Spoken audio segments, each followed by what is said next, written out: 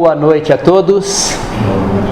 Que Jesus possa nos iluminar, nos inspirar, nos auxiliar, né, em mais esta noite na compreensão das tuas palavras e dos teus ensinos através dos seus cooperadores, no nosso caso aqui, de Emmanuel, tá?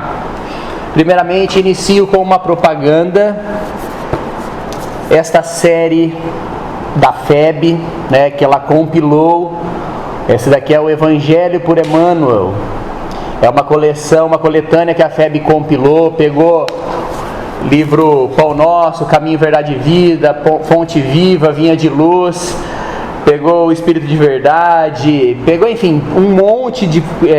o Reformador, Confia e Segue, vários livros, várias citações, vários textos de Emmanuel, que ele fala sobre o Evangelho, coordenou e ordenou como se fosse, né, o Novo Testamento, que ele pega capítulo, versículo e tudo mais, compilou em ordem alfabética e fez esse Evangelho por Emmanuel. Tem 7, né? Tem 7 ou 8, né? São os 4 Evangelhos, tem os Atos dos Apóstolos, que coloca a mistura Paulo e Estevão no meio, tem as cartas de Paulo, tem o Apocalipse, enfim, tem um monte, tem vários livros e muito formidável as lições. Então, vale muito a pena como material de leitura, de estudos, tá bom?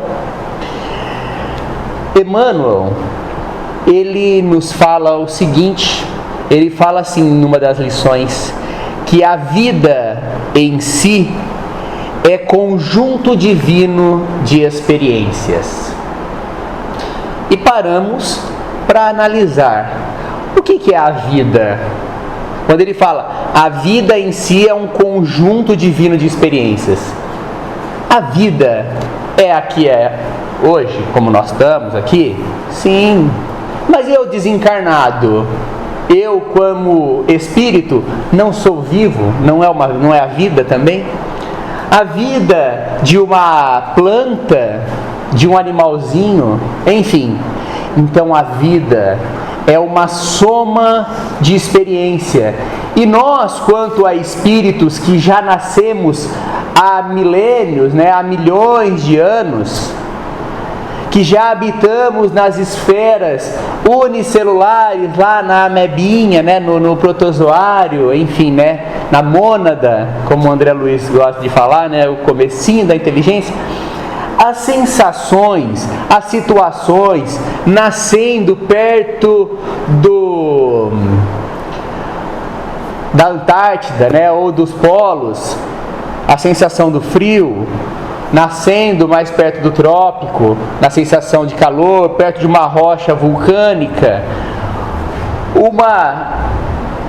o mexer, né, do flagelo lá, de um rabinho lá na bactéria, a planta nascendo num pântano ou nascendo no deserto, o animal nascendo como predador, como presa, enfim, toda essa história, todo esse histórico faz parte de todos nós.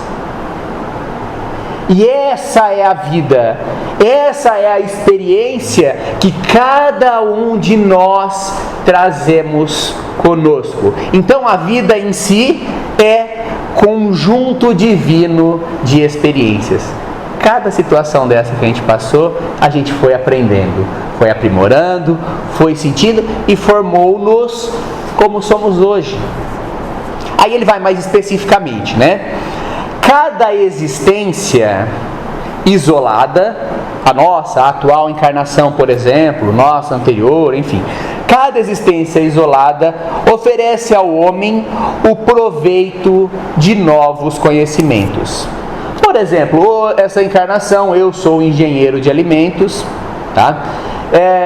Tenho conhecimento no meu serviço de administração, já trabalhei um pouco no laboratório, estou aprendendo violino, aprendi já a tocar violão, eu Nelson, lá volta e meia a gente mexe nas partes elétricas, né? Lá na fábrica a gente trabalha nas partes mecânicas, a gente gosta de mexer em situações, né, diferentes. Tenho algumas lembranças de história, às vezes eu assisto alguma série na TV ou algum filme, algum documentário que engrandece, né, que traz algum conhecimento, que traz alguma informação.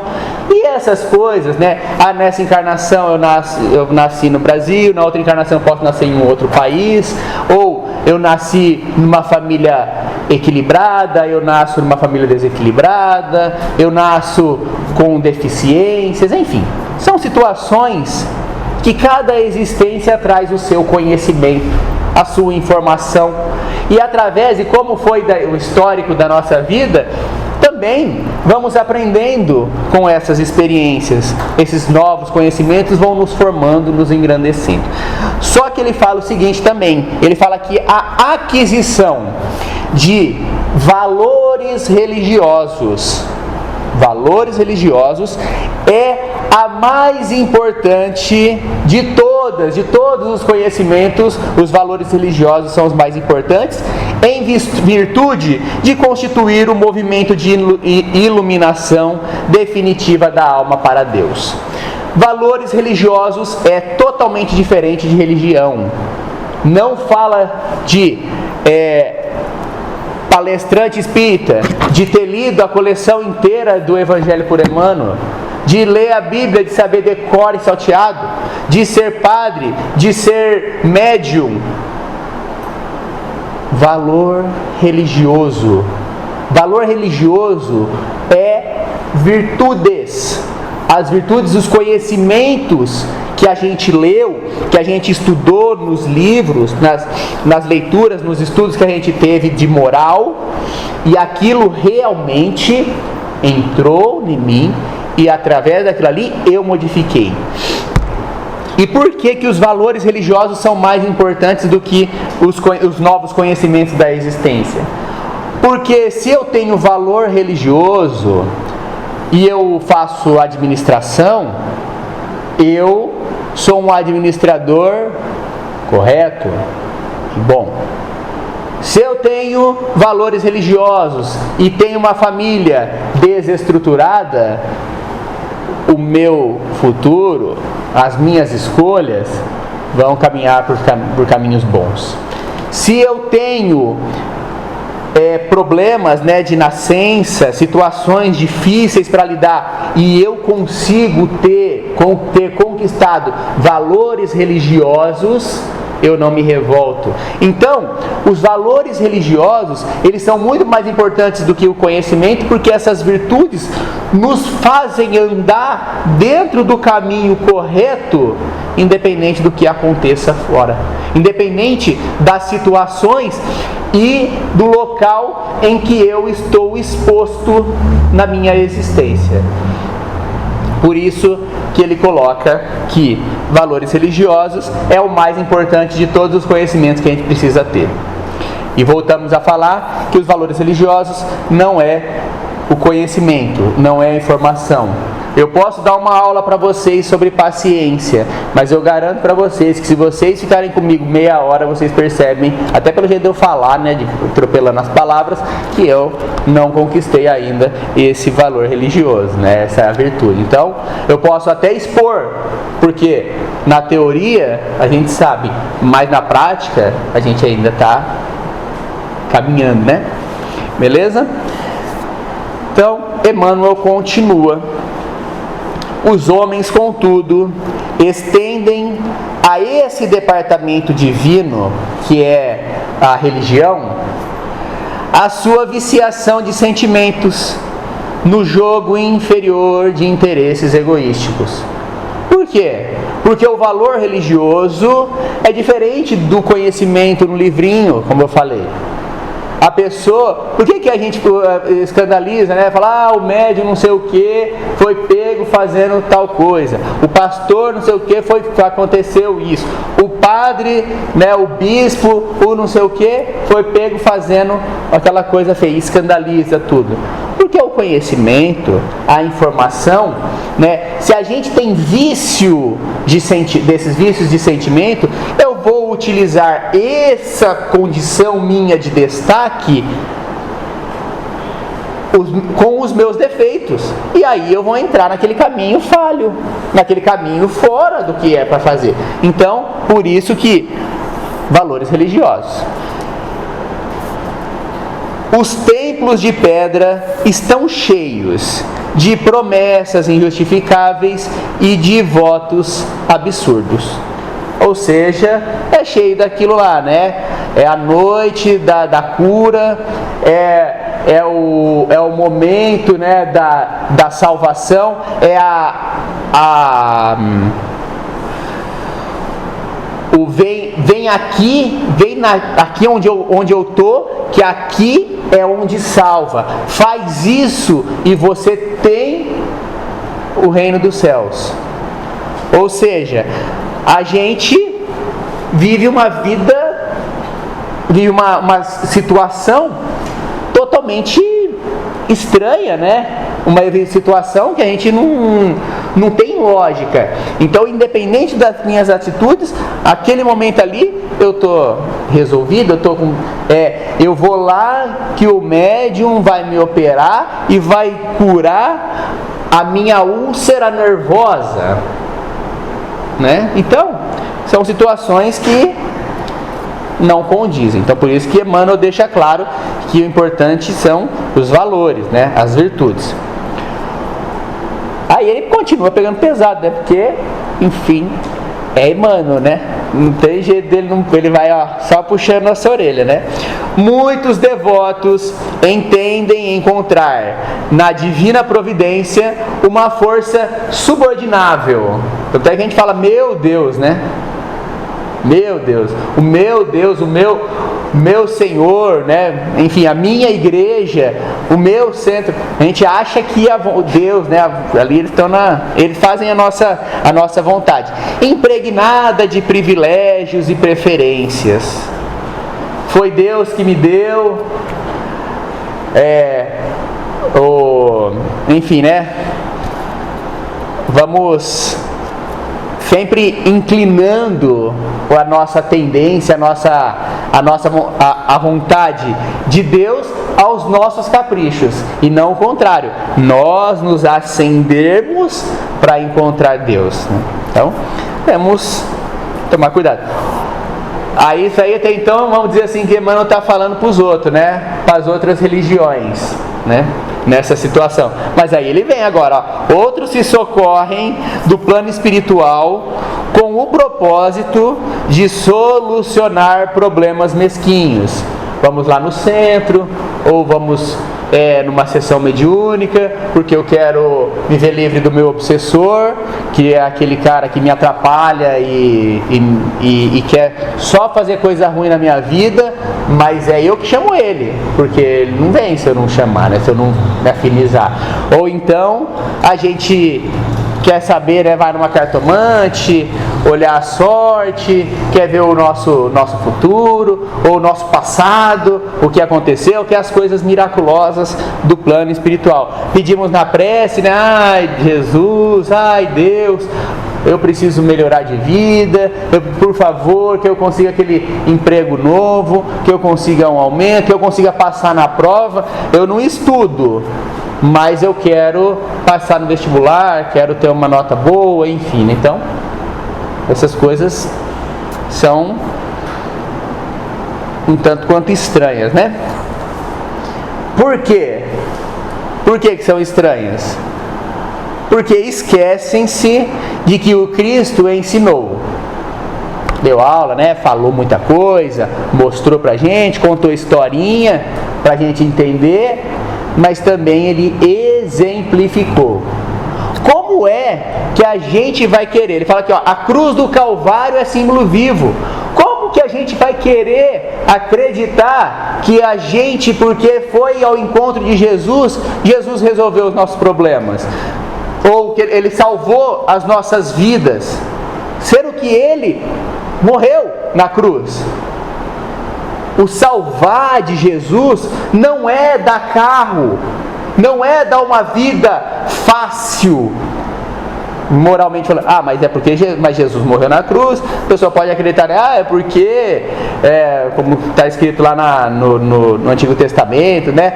Ele foi para dar o sangue, para salvar a humanidade, não sei o que. Mas, beleza, e os outros? Conhecem a história de alguém aí? Conhece? Já leram Paulo e Estevão? Já vimos as histórias, né? O que o Paulo sofreu? Paulo teve vez de ficar 20 dias com febre no meio do deserto, entre a vida e a morte, chicotada à torta direita. Estevão levou pedrada até morrer, né? Você pega quem mais? Vamos pegar quem mais? Pedro, apóstolo. Pegamos Simeão, do livro Há 2000 anos, Lívia, no livro Há 2000 anos, Quinto Varro, né? Irmão Corvino no Ave Cristo, Alcione, renúncia. Quem teve vida fácil? Vamos pegar, continuar em João Batista, João Evangelista, Tiago, filho de João, irmão de João, filho de Zebedeu, foi o primeiro dos apóstolos que foi morto. Qual teve a vida fácil? E a gente, porque segue, né? A gente acha que vai ter vida fácil. A vida fácil que Jesus nos promete é outra. Porque olha o que ele fala, quem deseja a liberdade precisa obedecer aos desígnios supremos. Como assim? Liberdade e obedecer? Mas quando a gente fala, quando o adolescente fala não quer liberdade, não é porque ele não quer ter prisão com nada, não quer ouvir ninguém, quer fazer a vontade própria, não quer fazer o que ele vem na telha. Mas liberdade tem que obedecer? Com certeza. Porque a gente só é livre, sem a compreensão de Jesus, sem o entendimento, sem o ponderar, o refletir desses conceitos de Jesus. Quando a gente não tem essas reflexões, a gente acredita no que as pessoas falam. Que se eu ganhei um carro, o carro quem deu foi porque eu estou indo no centro ou na igreja, porque eu estou tendo se eu consegui o emprego, é porque eu tenho, porque Deus está olhando para mim, que agora eu sou um filho de Deus, dileto dele. Então, sem a compreensão de Jesus no campo íntimo, associado aos atos de cada dia. Compreensão de Jesus. Eu leio, faço reflexão, entendo o que Jesus quis dizer, os ensinamentos, e isso, graças a Deus, a doutrina espírita nos traz inúmeras ferramentas aqui, livros maravilhosos, conceitos, conteúdos assim, gigantescos e maravilhosos para a gente entender, né? Moisés veio, trouxe os 10 mandamentos, veio Jesus e falou, os 10 mandamentos vocês estão entendendo, mas eu vou mostrar para vocês ainda melhor, mais ainda, vou abrir para vocês esses 10 mandamentos e esmiuçar para vocês aqui, Jesus faz isso. Kardec vem e fala, vou dar a compreensão. Jesus veio e falou para vocês, eu vou dar a compreensão para vocês melhor. Vou levantar o véu aqui, né? Vou levantar uma informação aqui para vocês. Tá aqui, para vocês. Vem Chico Xavier e traz um monte de livros, assim, e fala, tá aqui, agora tá mastigadinho, quase digerido para vocês compreenderem. Então, esses livros, essas informações, essas leituras nos trazem as reflexões necessárias, nos traz o entendimento e a compreensão, seja através dos romances, seja através dos livros mais didáticos, vamos dizer assim, né? A gente consegue compreender. Só que essa compreensão ela tem que entrar no campo íntimo. Entrando no campo íntimo, fazendo a reflexão, a transformação, a gente deve associar isso aos atos de cada dia. Ou seja, entendi o que coloquei dentro de mim e agora eu vou agir dessa forma como estou aprendendo. A alma será sempre Ele fala, sem a compreensão, a frase dela é assim, né? Sem a compreensão de Jesus no campo íntimo, associada aos atos de cada dia, a alma será sempre prisioneira de inferiores preocupações.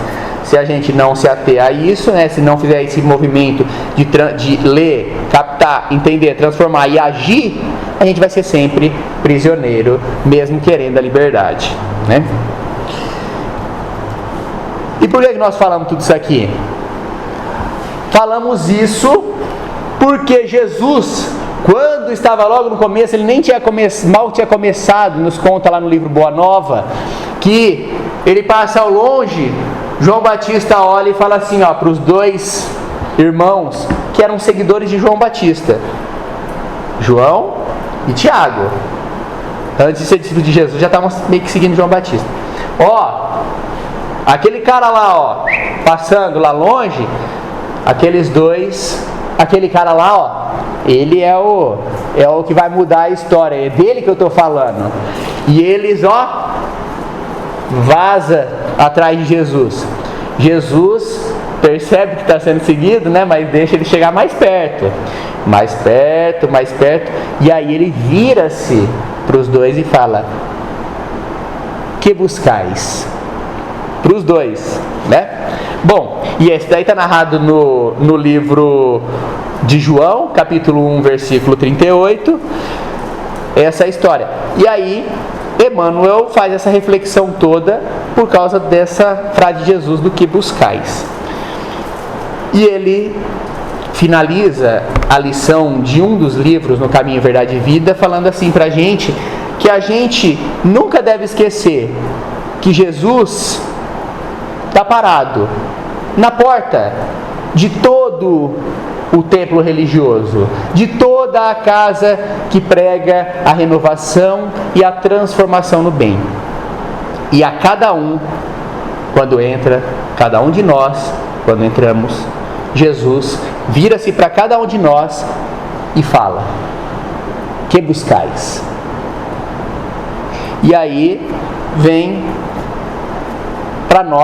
fica para nós essa reflexão. Emmanuel, no livro O Espírito de Verdade, ele faz essa reflexão. Essa reflexão é uma reflexão mais abrangente, né, para todo mundo, mas ele pega no livro O Espírito de Verdade e aí dá uma centrada mais assim, uma focada mais para os espíritas, mais para nós. E ele fala assim que essa simples indagação, né, essa pergunta de Jesus aos dois discípulos que o seguiam, é dirigida atualmente, a todos os lidadores do Espiritismo diante da Boa Nova renascente no mundo. Ele nos orienta assim, que fala que seja o obreiro, né, o trabalhador modesto da assistência fraternal, exprime a voz superior a reclamar-lhe os frutos da colheita no bem. O que nós fazemos no centro? Nós damos uma forcinha aí, distribuímos uma aguinha, cumprimentamos cada um que chega, damos uma mensagem, às vezes doamos um alimentinho ali, uma coisinha aqui para formar uma cesta básica. O que a gente faz no centro? Independente do que fazemos, quais os frutos, né? Qual a colheita que nós estamos tendo, né, no nosso dia a dia? Presta atenção essas coisinhas que você está fazendo. Você está dando ou você está mais recebendo do que está dando para os outros? Esse tempinho que você está perdendo, você está perdendo mesmo? Ou será que você está ganhando? Ao colaborador da propaganda doutrinária, né? Ao palestrante, ao responsável do estudo, né, tal, representa a interpelação incessante acerca da tarefa de resguardar a pureza dos postulados que consolam e instruem. Tá vendo? Ele mudou o foco do negócio. Agora, ó, é mais ou menos assim, né? Você tem um negócio, não tem? Você conquistou, você está atrás de alguma coisa. Você está vendo que é importante fazer essas coisas. Mas agora, ó, presta atenção. Responsabilidade. Está fazendo a palestra? Qual que é o conteúdo que você está pondo aí? Qual que é a informação que você está trazendo? E ele vai puxando, né? Ao orientador das assembleias da fé, aos dirigentes da casa, né? Ao responsável pela diretoria, enfim, aqueles que têm algum cargo ali. Qual é a qualidade do esforço no cumprimento do dever que você está destinando? Ao servidor da evangelização infantil. Qual o grito de alerta relativamente ao rumo escolhido da sementeira de luz? E vai, né? Ao portador da responsabilidade mediúnica. O que você está fazendo com os talentos que foi confiado? E cada um de nós, nas nossas situaçõezinhas, cada um da gente, a gente pode colocar: o que eu estou fazendo? Qual que é? Eu tenho uma função. Eu tenho um objetivo. Eu tenho um fruto para dar. Qual que é? O que eu estou... Ó, para nós todos, né? Ao aprendiz da oficina espírita cristã, todos nós que vamos, que frequentamos a casa, que estamos aí ativamente ouvindo, né? Instruindo, já temos o conhecimento.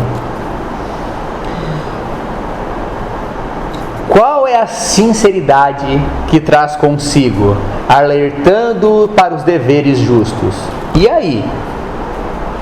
Qual que é o que a gente tem de bagagem pra gente, que a gente pode fornecer? Aqui no centro? Sim, aqui no centro. Em casa? Sim, em casa. No trabalho nosso, dia a dia? Onde? No Facebook? Ou nas nossas conversas, na rua, com amigos que a gente encontra? A gente precisa trazer, né, dar um destino a essas informações, a essa capacidade que nós temos.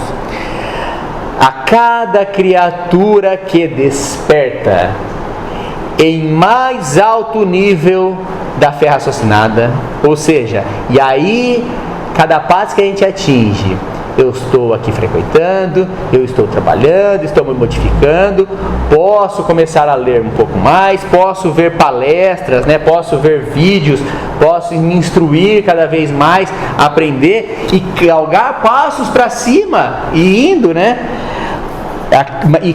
Porque a vida é assim, a gente precisa ter esses passos para cima, né? A cada momento que a gente vai caminhando, que vai transformando, que vai melhorando, soa a interpelação do Senhor como sendo convite às obras em que se afirme a caridade real. Vamos utilizar toda essa nossa bagagem? Qual que é o tamanho da nossa mala que a gente tem de conteúdo, de informação, de coisa boa para dar? É uma bagagemzinha desse tamanho assim? Beleza? Podemos doar um pouquinho disso daqui para as pessoas, as migalhas que a gente tem para as outras pessoas? É uma mochila? É uma mala de viagem? A gente pode fazer. Quanto mais sobe o entendimento, mais é necessário esforço e buscar ir mais alto cada vez mais, né? E engana quem fala: então não quero conhecimento. Não, então o Jefferson falou que quanto mais a gente vai, mais vai ser cobrado. Mas eu prefiro, como diria meu professor de violino, fala isso. Ele fala que às vezes que é um instrumento difícil pra caramba pra gente tocar o negócio lá, né? A gente tá batalhando, eu e a Mari estamos lá lutando faz 1 ano e meio lá naquele negócio, lá tentando conseguir conciliar, fazer um negócio bom lá, mas é difícil o negócio.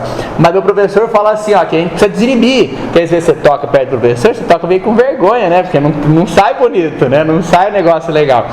E aí ele fala sempre, fala assim, ó, é melhor você acertar a estrela tentando mirar na lua do que você mirar ali em cima da casa e acertar o poste. Então, o objetivo qual que é? Lá no alto, sempre mais para frente, né? Sempre mais alto. Nunca, não, assim tá bom, assim do jeito que tá aqui é assim mesmo que tá certo. Já evolui bastante, né? Não quero mais. Aquele negócio do que ele fala, né, do tiranossauro, né, de não pôr o braço, né, não estender o braço. Assim, escuta no íntimo, em cada lance das próprias atividades austeras, as palavras do condutor divino, convocando-te à coerência entre o ideal e o esforço, entre a promessa e a realização. Mão na massa, analisa o que fazes, observa o que dizes, medita em torno das tuas aspirações mais ocultas. Que respostas fornecem a indagação do Senhor, a pergunta do Senhor?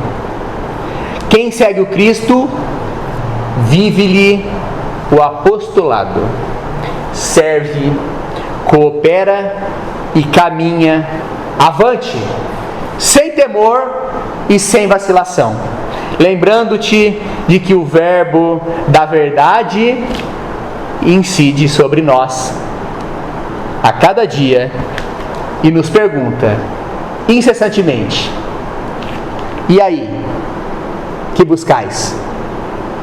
Muita paz a todos, muito obrigado.